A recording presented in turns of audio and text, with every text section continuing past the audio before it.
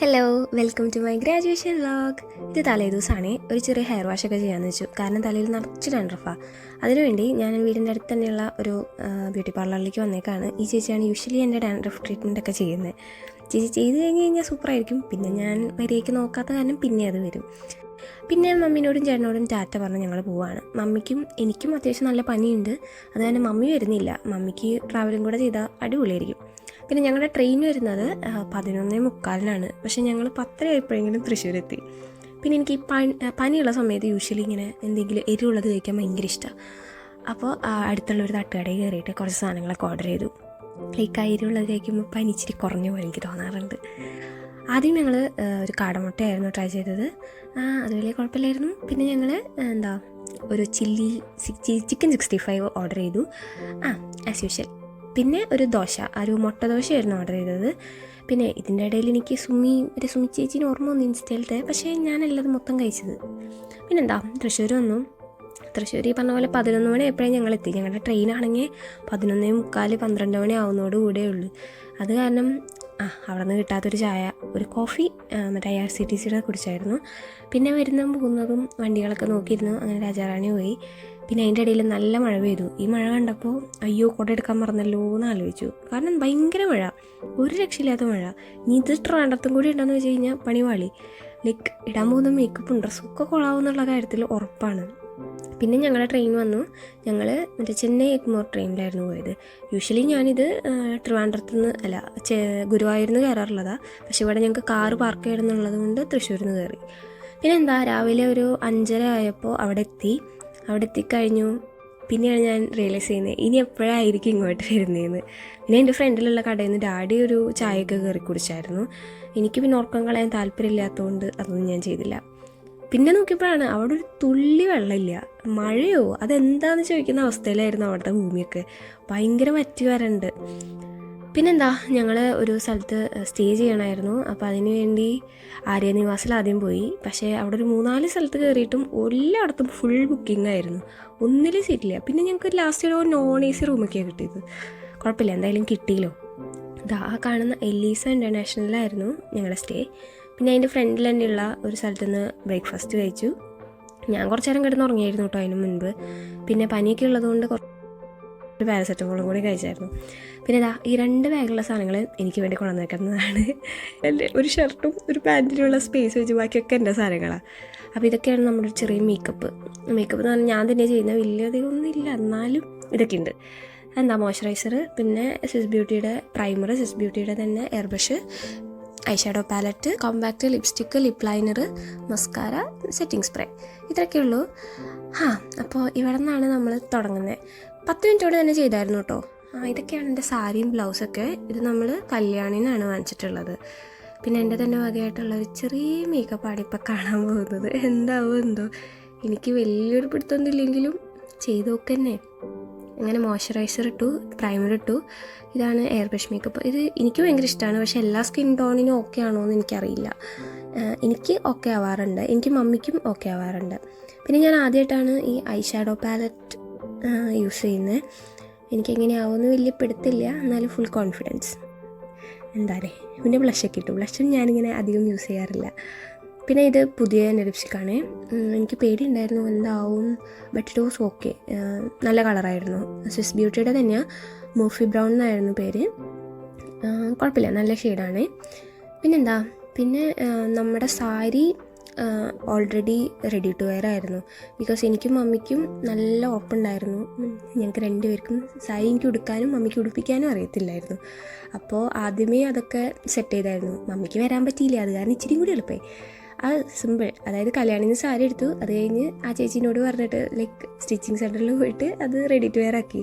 അതായത് ഈ പ്ലീറ്റ് വരുന്ന സൈഡിലൊക്കെ അതൊന്ന് പ്രീ സ്റ്റിച്ച് ചെയ്ത് വെച്ചു. അപ്പോൾ നമുക്ക് എടുക്കാൻ ഇച്ചിരി സുഖമാണ്. ജസ്റ്റ് അതൊക്കെ ഒന്ന് ഓർഡറിൽ അതൊന്ന് അറേഞ്ച് ചെയ്താൽ മതി. പിന്നെ എക്സ്ട്രാ വരുന്നത് ഉള്ളിൽ കൂടി എടുത്ത് കുത്തി കഴിഞ്ഞ് കഴിഞ്ഞാൽ സാരി റെഡി. ഇങ്ങനെ ആക്കിയത്. യൂഷ്വലി എൻ്റെ എല്ലാ സാരി അങ്ങനെ ആക്കിയിട്ടുണ്ട് ഞാൻ കോളേജിലെടുത്ത സാരിയൊക്കെ. ബട്ട് ഹോസ്റ്റലിലാവുമ്പോൾ ആർക്കെങ്കിലുമൊക്കെ സാരി എടുക്കാൻ അറിയണമെന്നുണ്ടാവും. നമ്മൾ ഒറ്റയ്ക്കാവുമ്പോൾ എനിക്ക് വലിയ പിടുത്തില്ല. പിന്നെ അതുമാത്രമല്ല നമുക്കിതിങ്ങനെ ഊരിപ്പോകുന്നുള്ളൊരു ടെൻഷനും ഇല്ല. മേ ബി കുറേ പ്രാവശ്യം സാരി എടുത്തെടുത്ത് ശരിയാവും, പക്ഷേ ആദ്യമൊക്കെ എടുക്കുമ്പോൾ എനിക്ക് അത്രയ്ക്ക് കംഫർട്ടബിൾ അല്ല. കണ്ട 5 മിനിറ്റ് കൊണ്ട് സാരി എടുക്കലും കഴിഞ്ഞു, 5 മിനിറ്റ് കൊണ്ട് മേക്കപ്പും കഴിഞ്ഞു. ഡാഡി വിചാരിച്ചു ഞാൻ കുറേ ടൈമൊക്കെ എടുക്കുന്നത്, പക്ഷേ ഞാൻ ഭയങ്കര ക്വിക്കാണ്. അപ്പോൾ അത്രയൊക്കെ ഉള്ളൂ. ഇനി ഒരു വോക്ക് കാണാം.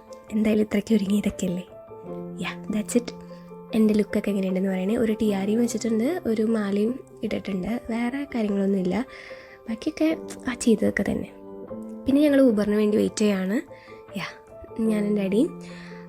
ഞങ്ങൾക്ക് സമയം പറഞ്ഞേക്കുന്ന 10 മണിക്ക് തുടങ്ങുന്നതാണ്, പക്ഷേ 9:15 തൊട്ട് രജിസ്ട്രേഷൻ. അത് കഴിഞ്ഞിട്ട് വേണം കയറാനെന്നാണ്. അപ്പോൾ ഇതാണ് ഇവാനിയസിൻ്റെ ഉൾഭാഗം. പിന്നെ ഞാൻ ആദ്യമേ ഒന്ന് വാഷ്റൂമിൽ പോയി. കാറിലിരുന്നപ്പോൾ എന്തൊക്കെയോ അഴിഞ്ഞു പോയായിരുന്നു, അതൊക്കെ ശരിയാക്കി. പിന്നെ അവർ ആദ്യമേ ഷോള് തന്നു.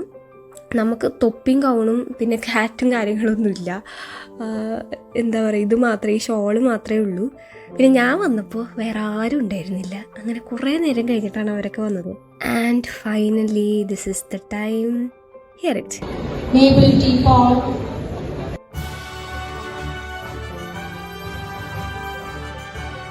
കിട്ടി മോനെ.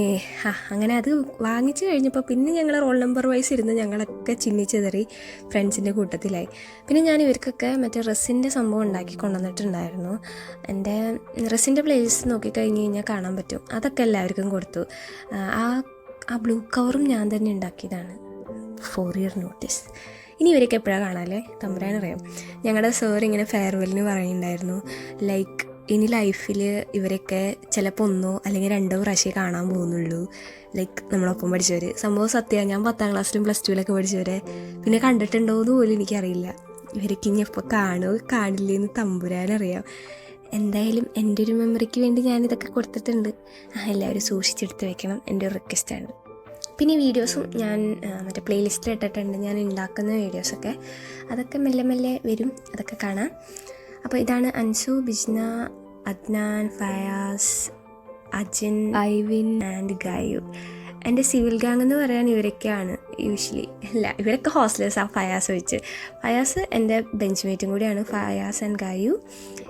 That's it. പിന്നെ ഞാൻ സാറുമാർക്കും എൻ്റെ അഡ്വൈസേഴ്സ് 3 പേർക്കും പിന്നെ എൻ്റെ പ്രൊജക്ട് ഗൈഡിനും ഉണ്ടാക്കിയിട്ടുണ്ടായിരുന്നു. ഇതാണ് ഗോവിന്ദ് സാർ. പിന്നെന്താ, അനുപമ മിസ് ആൻഡ് റിൻറ്റു മാം ഞാൻ നോക്കി വന്ന സമയത്ത് മിസ്സില്ലായിരുന്നു. പക്ഷേ കുറച്ച് കഴിഞ്ഞ് മിസ്സിനെ കണ്ടു. പക്ഷേ ഓൾറെഡി ഞാൻ സാറിൻ്റെ കയ്യിൽ കൊടുത്തു വെച്ചിട്ടുണ്ട് റിൻറ്റു മാമിന് കൊടുക്കാൻ വേണ്ടിയിട്ട്. ആൻഡ് ഞങ്ങളുടെ പ്രൊജക്ട് ഗൈഡിനും ഉണ്ടാക്കിയിട്ടുണ്ടായിരുന്നു. പക്ഷേ മാം ഇന്ന് ആബ്സെൻ്റ് ആയിരുന്നു. അത് കാരണം മാമിനും കൊടുക്കാൻ പറ്റിയില്ല. പിന്നെ ഇനി കുറച്ച് ഫോട്ടോസൊക്കെ കാണാം, ബിക്കോസ് കഷ്ടപ്പെട്ട് ഫോട്ടോ എടുത്തതല്ലേ. എന്തായാലും അതിൻ്റെ ഉള്ളിൽ അധികം വീഡിയോസൊന്നും എടുക്കാൻ പറ്റിയില്ല. ഓൾറെഡി വീഡിയോസൊക്കെ റെസ്ട്രിക്റ്റഡ് ആണെന്നൊക്കെ പറഞ്ഞായിരുന്നു. അത് കാരണം പിന്നെ നമ്മൾ ആ ഒരു പരിപാടിക്ക് പോയില്ല. ഇനി വീഡിയോസൊക്കെ ഫോട്ടോസൊക്കെ തരുന്നതാണ് അവർ പറയുന്നത്. എപ്പോഴാണോ എന്തോ തമ്പുരാനറിയാം. So this is my class. അതൊക്കെ കഴിഞ്ഞപ്പോൾ ഞങ്ങൾ ഹോസ്റ്റലിലേക്ക് പോയായിരുന്നു. ഇനി ഇവിടെ വരുമല്ലോ എന്നൊന്നും തമ്പുരാനറിയാം. എന്തായാലും പിന്നെ മെറിൻ സിസ്റ്റർ മാത്രമേ ഇപ്പോൾ ഉള്ളൂ. ഞങ്ങളുടെ മദർ സിസ്റ്റർ മാറിപ്പോയി, വേറെ സിസ്റ്റർ വന്നായിരുന്നു. അപ്പോൾ മെറിൻ സിസ്റ്ററിനും ഞാൻ ഈ റെസിൻ ഉണ്ടാക്കിയിട്ടുണ്ടായിരുന്നു. Sister is like a mother. ഭയങ്കര സ്നേഹമാണ് നമ്മളോട് എല്ലാവരോടും. അപ്പോൾ മദറിനും ആൻസർ സിസ്റ്ററിനും മെറിൻ സിസ്റ്ററിനും ഉണ്ടാക്കിയിട്ടുണ്ടായിരുന്നു. അത് ഞാൻ സിസ്റ്ററിൻ്റെ മെറിൻ സിസ്റ്ററിനും. പിന്നെ എൻ്റെ ജേവലിൻ്റെ ജൂനിയേഴ്സ് അവിടെ ഉണ്ടായിരുന്നു. അപ്പോൾ ഞാൻ വന്നു എന്ന് അറിഞ്ഞ വഴിക്ക് അവരൊക്കെ താഴേക്ക് ഇറങ്ങി വന്നു. ഞങ്ങളവരെ ഫോട്ടോസൊക്കെ എടുത്തു. അവരും അതെ, ഇനി എപ്പോഴാലേ കാണുന്നത്. പിന്നെ ഹോസ്റ്റലിൽ നിന്ന് തന്നെ ചെറുതായിട്ട് ഡ്രസ്സൊക്കെ മാറി, സാരി എടുത്ത് പോകണ്ടായിരുന്നു സിസ്റ്റർ പറഞ്ഞുകൊണ്ട്. ഞാൻ ഡ്രസ്സ് എടുത്തിട്ടുണ്ടായിരുന്നു. ഒന്ന് ഉറങ്ങിക്കഴിഞ്ഞപ്പോൾ ഞങ്ങൾ പുറത്തിറങ്ങി. കാരണം ഞങ്ങളുടെ ട്രെയിൻ 8:30 ഉണ്ടായിരുന്നുള്ളൂ. അപ്പോൾ ഒരു 6 മണിയൊക്കെ ആയപ്പോൾ നമ്മൾ ജസ്റ്റ് ഒന്ന് പുറത്തിറങ്ങി. ഇനി ട്രിവാൻഡ്രത്തേക്ക് എപ്പോഴാണ് വരുന്നതെന്ന് അറിയില്ല. അപ്പോൾ ജസ്റ്റ് നഗരമൊക്കെ ഒന്ന് കണ്ടേക്കാം എന്ന് വിചാരിച്ചു. ഞാനിവിടെ പഠിച്ചോളേക്കാളും മുമ്പ് ട്രിവാൻഡ്രം എനിക്കറിയായിരുന്നു. ബിക്കോസ് ഡാഡി ഇടയ്ക്ക് ഡാഡിയുടെ വർക്കിൻ്റെ റിലേറ്റഡ് ആയിട്ട് ഇവിടെ വരുമായിരുന്നു. അപ്പോഴാണ് ഡാഡി ഇവിടെ നിന്ന് ഒരു മസ്കൂട്ട് ഹൽവയും പിന്നെ മറ്റേ പുളിമിഠായി എപ്പോഴും വാങ്ങിച്ചു കൊണ്ടുവരാറുണ്ട്. അപ്പോൾ ഇപ്രാവശ്യം പോയപ്പോഴും എനിക്കത് വാങ്ങിക്കണമെന്ന് ഭയങ്കര ആഗ്രഹം ഉണ്ടായിരുന്നു. അങ്ങനെ ഇത് ബ്രെഡ് ഫാക്ടറിയിൽ മാത്രമേ കണ്ടിട്ടുള്ളൂ, വേറെ എവിടെയെങ്കിലും കിട്ടുമെന്ന് എനിക്കറിയില്ല. ബട്ട് ഈ മസ്കൂട്ട് ഹൽവ ഒരു വെറൈറ്റി, അല്ലാണ്ട് ഭയങ്കര സ്പെഷ്യാലിറ്റി ഒന്നും ഇല്ലെങ്കിലും ഐ ലൈക്ക് ഇറ്റ്. പിന്നെ അവിടെ കുറേ സാധനങ്ങളുണ്ടായിരുന്നു, പക്ഷേ എല്ലാത്തിനും ഭയങ്കര വിലയായിരുന്നു. അത് കാരണം അധികമൊന്നും ട്രൈ ചെയ്തില്ല. ജസ്റ്റ് ഇങ്ങനെ കണ്ടു ഹൈ പറഞ്ഞു, ബൈ പറഞ്ഞു, അതൊക്കെ തന്നെ. പിന്നെ വീട്ടുകാർക്ക് എന്തെങ്കിലുമൊക്കെ വാങ്ങിച്ചു കൊണ്ടുപോകണല്ലോ. നമ്മൾ തിരുവനന്തപുരം വരെ പോയതാണല്ലോ. പിന്നെന്താ, വന്നു, ചെക്കൗട്ട് ചെയ്തു, ഒരു ബൈ ബൈ ഒക്കെ പറഞ്ഞ് നേരെ റെയിൽവേ സ്റ്റേഷനിലേക്ക് പോയി. അതിൻ്റെ ഇടയിൽ ഡിന്നർ കഴിച്ചായിരുന്നു. റെയിൽവേ സ്റ്റേഷനിൽ എത്തിയപ്പോൾ ഞങ്ങളുടെ ട്രെയിൻ ഓൾറെഡി അവിടെ നിന്ന് പുറപ്പെടുന്ന കാരണം അവിടെ തന്നെ ഉണ്ടായിരുന്നു. പിന്നെ അതിൽ കയറി കിടന്നുറങ്ങി. 2:30 ആയപ്പോഴാണ് തൃശ്ശൂർ എത്തിയതും ഞങ്ങൾ കാറിൽ കയറിയതും മഴ പെയ്തു തുടങ്ങി. We was thanking God, like അവിടെ മഴ ഉണ്ടായിരുന്നെങ്കിൽ ഭയങ്കര ബുദ്ധിമുട്ടായിരുന്നേനെ. സോ അത്രയ്ക്കുള്ളൂ ഗ്രാജുവേഷൻ വ്ളോഗ്. ഇതുവരെ കൊണ്ടു നടത്തിയ ദൈവത്തിനും എല്ലാത്തിനും സഹായിച്ച പാരൻസിനും കൂടെ നിന്ന ഫ്രണ്ട്സിനും എല്ലാവർക്കും ഒത്തിരി നന്ദി. ബൈ.